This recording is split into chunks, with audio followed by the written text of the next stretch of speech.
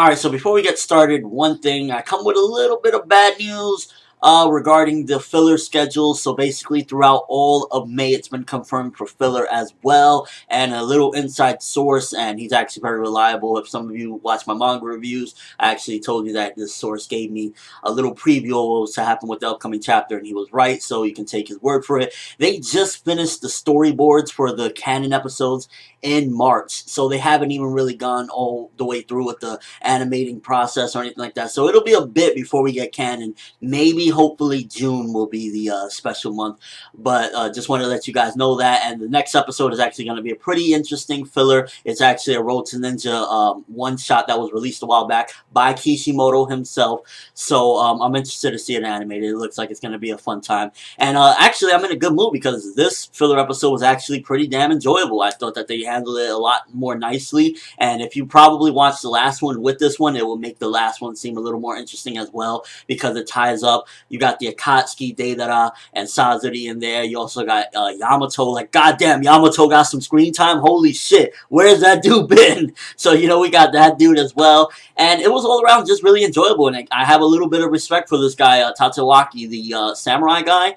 He was actually a pretty damn cool dude. Like, at first I thought he was like a dick, and he came off as like a dick, but ultimately he was looking out for Shu's best interest in the end. And I think they handled it real nicely. The animation actually looked pretty good in certain aspects. Like, even the small little scenes where Shu and the princess are like talking, the animation actually looked pretty fluid and beautiful, and the lighting and the colors and everything looked real nice. So I was pretty surprised with this one, honestly. I thought, because in the last one, as some of you know if you watched my last week's review, I wasn't really feeling it. But this one, they did a good job of the little fight sequence with Sasori and Tatsuwaki was actually pretty good. It wasn't the most, you know, action-packed like when Sakura went up against him. Yes, Sakura did have one epic scene in Shippuden. At least we can give her that. We gotta give them what they do. And, you know, it wasn't to that level with Tatsuwaki's fight with him. But it was a pretty cool damn thing. You know, he was trying his damnedest. Obviously, it was kind of like the Utakata fight where we knew that Utakata was going to get, you know, he was going to lose basically, but we didn't know how.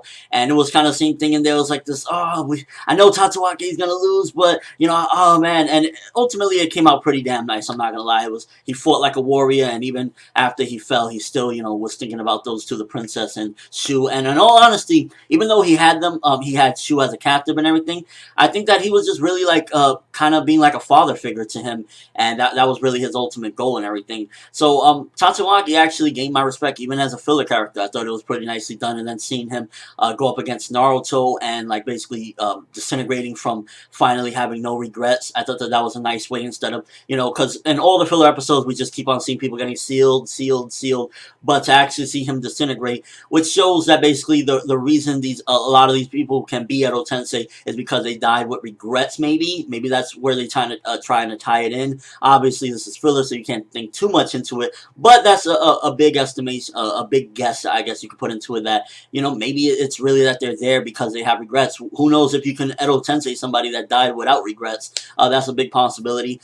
I thought it was a little weird having Naruto fight the Akatsuki before Shippuden, if you really think about it, because he did Rasengan one of the puppets. Obviously, he didn't know who it was or where it was coming from, but I thought that was a little weird. It's like, so Naruto actually fought the Akatsuki, an Akatsuki member, not, you know, like an Orochimaru that was a former Akatsuki, an actual Akatsuki member before even Shippuden, and he didn't even know it yet. Pretty interesting. And also, I guess it kind of, for me personally, I felt like it was breaking a little bit of the continuity with Yamato following them. So it's kind of like Yamato's been with them since the original Naruto as well.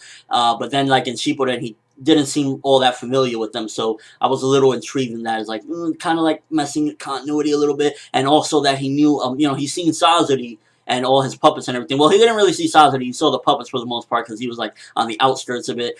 But then, like, when he went into the meeting with them, he also seemed, like, unfamiliar a little bit.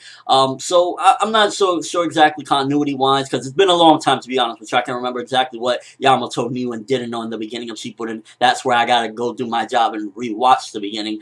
But ultimately, it kind of seemed a little weird with him just being in the original Naruto, because original Naruto, you don't think of Yamato, you don't think of Deidara and Sasori. So to see them there, it was a bit interesting, and I don't know, I thought that they handled this one pretty nicely for the most part, and I gained respect for a freaking fictional filler character. The samurai guy just got thrown off for a minute. So yeah, I thought that this was actually a pretty decent filler episode and a conclusion to this little two-parter with the samurai Tatewaki. What did you guys think? Did you enjoy this one? I thought it was nicely done. I thought that they did a good job this week with this particular filler, animation-wise, and all around it was just really entertaining and enjoyable. But again, did you guys care? Did you think it was a decent filler?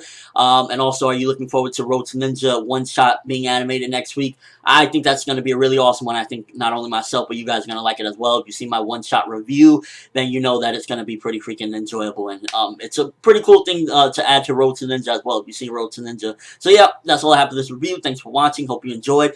Thumbs up if you can't wait to get to canon. I'm going to keep saying it because at the end of the day, that's what I want to see. Oh, and before I go, rating for this episode, 3.5 out of 5. I think it was nicely done. I really do. I honestly do. I'm ForneverWorld, and as always, people, have an awesome day.